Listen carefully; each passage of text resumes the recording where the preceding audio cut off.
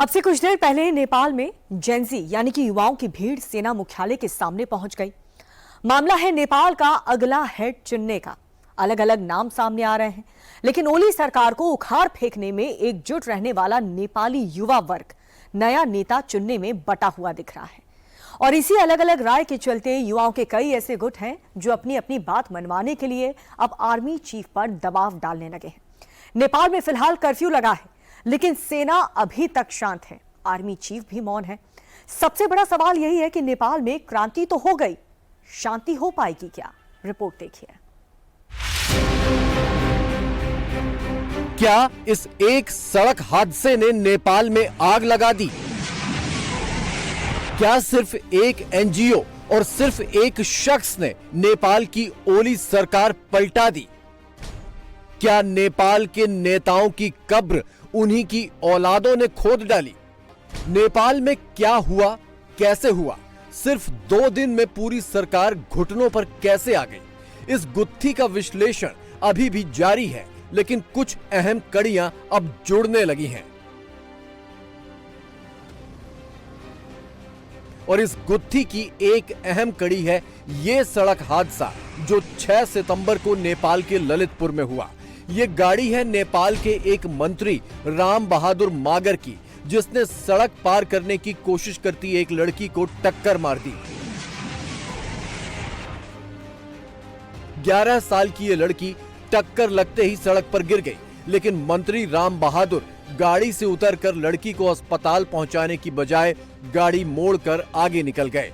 ये CCTV video Nepal में जबरदस्त वायरल हुआ, लेकिन आग में पेट्रोल पड़ा इसके बाद की घटना से।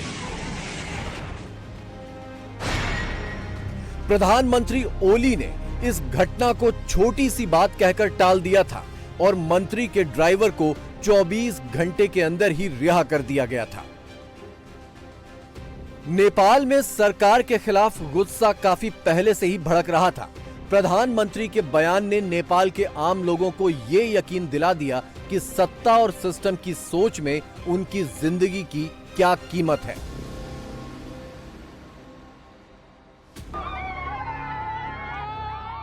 यानी कि नेपाल में लावा अंदर ही अंदर उबल रहा था, सिर्फ जमीन फोड़कर बाहर निकलने की देरी थी और वो जमीन तैयार कर दी इस शख्स ने, जिसका नाम है सुदान गुरुंग और इसकी यूथ अगेंस्ट करप्शन नाम की एनजीओ।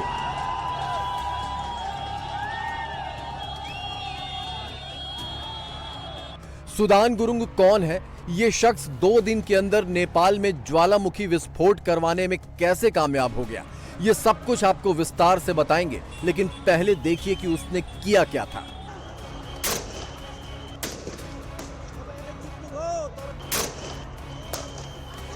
आठ सितंबर को काठमांडू में सरकार के खिलाफ युवाओं का विरोध प्रदर्शन पहले से तय था।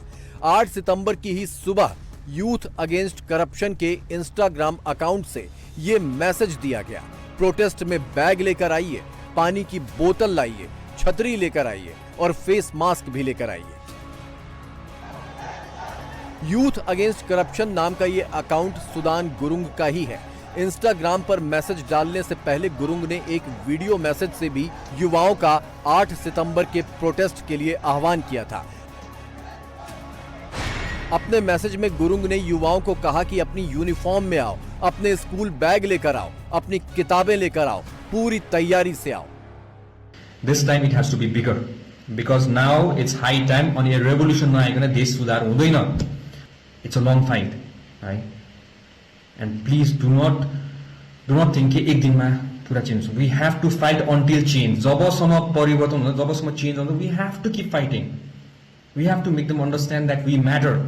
हाम्रो डिसिजन, हाम्रो लाइफ म्याटर गर्छ। Please bring your banners, where के भन्छ यो हाम्रो स्पोर्ट्स सुज है, पानी बोक्नु होला, फोहोर नगरिदिनु होला, छाता पनि लिएर आउनु होला। गुरुंग ने जो कहा, जो लिखा, 8 सितंबर को काठमांडू में ठीक वही हुआ।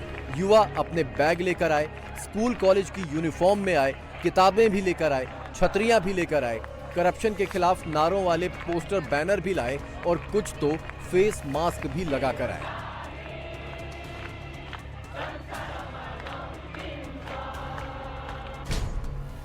अब गुरुंग के अकाउंट से जारी मैसेज को फिर से देखिए।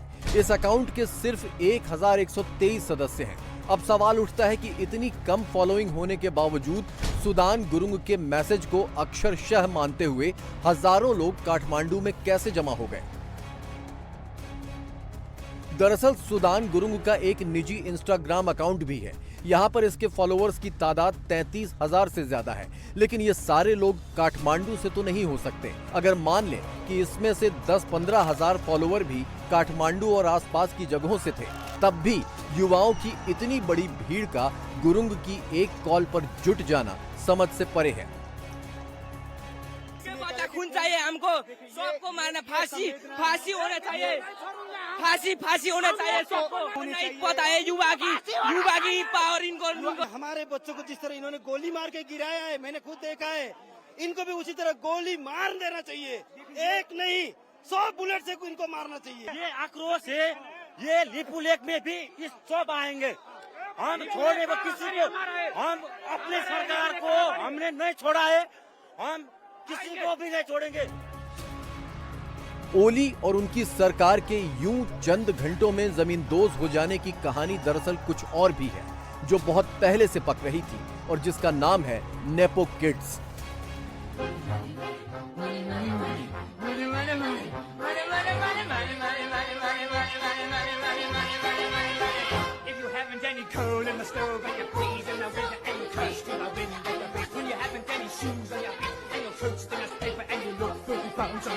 When you go to get a word of advice from the fat little plaster, he will tell you to love evermore. So when hunger comes around, at the window. Nepo kids यानी नेपाल के सत्ताधारी और रसूखदार लोगों की संतानें, जिनके खिलाफ नेपाल की आम जनता के बीच पारा पहले से चढ़ रहा था। इनकी हाई प्रोफाइल लाइफस्टाइल, विदेशों में पढ़ाई, सैर सपाटा, संपत्ति, महंगे घर, महंगी कारें, या सीधे सीधे कहें तो नेताओं की औलादों की अय्याशी को आम जनता की गरीबी, बेरोजगारी और बेबसी से जोड़कर एक माहौल काफी अरसे से तैयार हो रहा था। सीधा सीधा नैरेटिव ये बन रहा था कि गरीब आवाम के पैसों पर नेता और उनकी औलादें अय्याशी कर रही हैं और आम लोग गरीबी की चक्की में पिस रहे हैं। ऐसी ही एक नेपो किड है पूर्व मिस नेपाल श्रृंखला खाटीवाड़ा, जिनकी जबरदस्त सोशल मीडिया फैन फॉलोइंग हुआ करती थी। 8 सितंबर की क्रांति का पहला झटका पाने वाली नेपो किड भी यही है। पूर्व मिस नेपाल श्रृंखला खाटीवाड़ा नेपाल के पूर्व स्वास्थ्य मंत्री की बेटी हैं। 8 सितंबर के बाद श्रृंखला के इंस्टाग्राम फॉलोअर्स 1,20,000 कम हो गए। ललितपुर में हुआ वो सड़क हादसा, नेपो किड्स पर भड़कते आम नेपाली, ये वो दो चीजें हैं जिन्होंने हामी नेपाल की मुहिम को असल निर्णायक धार दी और सुदान गुरुंग को जेन जी यानी नेपाल की युवा पीढ़ी का बड़ा नेता बनाकर इस रोल में ला दिया कि वो अब नेपाल का भविष्य तय कर रहे हैं। और इस भविष्य की तस्वीर थोड़ी थोड़ी नजर भी आने लगी है। युवाओं के एक गुट ने अंतरिम सरकार के मुखिया के तौर पर सुशीला कार्की का नाम आगे बढ़ाया था। सुशीला कार्की नेपाली सुप्रीम कोर्ट की पूर्व जस्टिस हैं, लेकिन युवाओं का दूसरा गुट सुशीला कार्की के नाम पर असहमत हो गया है। Here is the mainly conflict between the different group that will be the somehow are saying the Harka Sampang should be the leader of the interim government. Some are saying the Balin should be the interim government head, and some are saying that the here Chief Justice, Nepal Supreme Court Chief Justice Sushila Karki should be the interim government head. And here, due to the lack of the leadership here between the Gen Z's protest, I know here different group has arisen. Chief Justice Sushila Karki is the right option, I think that. But Gen Zs are also demanding the Balen and the Harka Sampang. But they should, I think, in my point of view, they should prepare for the next general election. Sushila Karki के नाम पर उठे विवाद के बाद कई प्रदर्शनकारी सेना मुख्यालय के बाहर जुटने लगे हैं। यानी नेपाल का मामला इतनी आसानी से सुलझने वाला नहीं है। नेपाल अभी सेना के हवाले है, कर्फ्यू लागू है। ये सब इसलिए है क्योंकि 9 सितंबर को नेपाल में वक्त का पहिया बहुत तेजी से घूम गया। कम्युनिस्टों के हवाले किए गए एक मुल्क ने 2 दशक में ही कम्युनिज्म का झंडा उतार फेंका। कम्युनिस्टों की तमाम निशानियां जैसे कम्युनिस्ट पार्टी का दफ्तर, संसद भवन, राष्ट्रपति भवन समेत कई ठिकाने फूंक डाले। कहानी फिर से घूमकर सुदान गुरुंग के इर्द गिर्द आ जाती है, जिन्होंने इतने कम वक्त में इतना कुछ कैसे कर दिया, ये अभी भी एक रहस्य है। सुदान गुरुंग एक इवेंट मैनेजर थे। नेपाली मीडिया के मुताबिक उन्होंने 2015 के भूकंप में अपना बेटा खो दिया था। इसके बाद से वो समाज सेवा में जुट गए। 2020 में उन्होंने हामी नेपाल नाम का एनजीओ रजिस्टर करवाया। इसके तहत कई ऑनलाइन कैंपेन चलाई और धीरे धीरे उनकी मुहिम का फोकस एंटी करप्शन होता गया। हमारी पहली मांग यह है कि पूरी सरकार इस्तीफा दे। इतने युवाओं को मारने के बाद सरकार को सत्ता में रहने का कोई नैतिक हक नहीं है। दूसरी मांग यह है कि जिन भी पुलिस कर्मियों ने हमारे युवा साथियों पर गोली चलाई, उन सब पर कार्रवाई होनी चाहिए। नीचे से लेकर ऊपर तक हर दोषी पर एक्शन होना चाहिए, उन्हें सजा होनी चाहिए। हम एक अंतरिम सरकार बनाएंगे, ये नौजवानों की सरकार आएगी। इस अंतरिम सरकार में कौन मंत्री होगी, कौन सरकार चलाएगा, कौन सरकार में रहेगा, ये सब हमारे युवा साथी तय करेंगे। हालांकि एंटी करप्शन के पोस्टर बॉय बने सुदान गुरुंग के एनजीओ हामी नेपाल की फंडिंग को लेकर भी कई कहानियां चल रही हैं। कहा जा रहा है कि उनके पीछे कई बड़ी ताकतें हैं जो करोड़ों अरबों की फंडिंग कर रही हैं और इसी की बदौलत नेपाल में सरकार गिराई गई। लेकिन फिलहाल इस बारे में कोई पुख्ता जानकारी नहीं निकली है। ये जरूर है कि नेपाल में रसूखदारों के करप्शन को लेकर आम जनता के बीच भारी असंतोष पनप रहा था। गली मोहल्लों से लेकर स्कूल कॉलेज तक करप्शन और गरीबी का मुद्दा बेहद संवेदनशील बन चुका था। इसी मुद्दे पर कुछ महीनों पहले एक स्कूली छात्र आविष्कार राउत का ये झन्नाटेदार स्पीच भी बहुत वायरल हुआ था। We are bounded by the chains of unemployment, fleeing abroad in search of opportunities. We are trapped by the selfish games of political parties. Corruption has woven a web that is extinguishing the light of our futures. Youth, rise! We are the torch bearers of change. If we do not raise our voices, who will? We are the fire. We will burn every despair away. Now we must decide.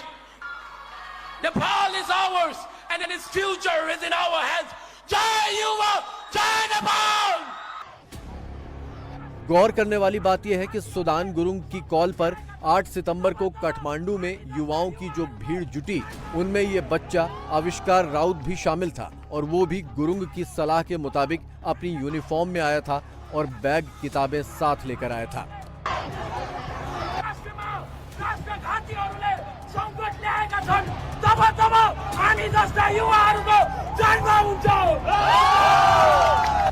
जाहिर है corruption और nepo kids की अय्याशी का मसला नेपालियों के दिल में गहरे चुभ रहा था। युवा वर्ग का आक्रोश चरम पर था और सही मौके पर सुदान गुरुंग ने इस आक्रोश को सही जगह पर घुमा दिया और नेपाल का इतिहास ही बदल दिया। आज नेपाल के युवा सुदान गुरुंग के साथ खड़े हैं, लेकिन गुरुंग के पीछे कौन खड़ा है, ये सच सामने आना अभी बाकी है।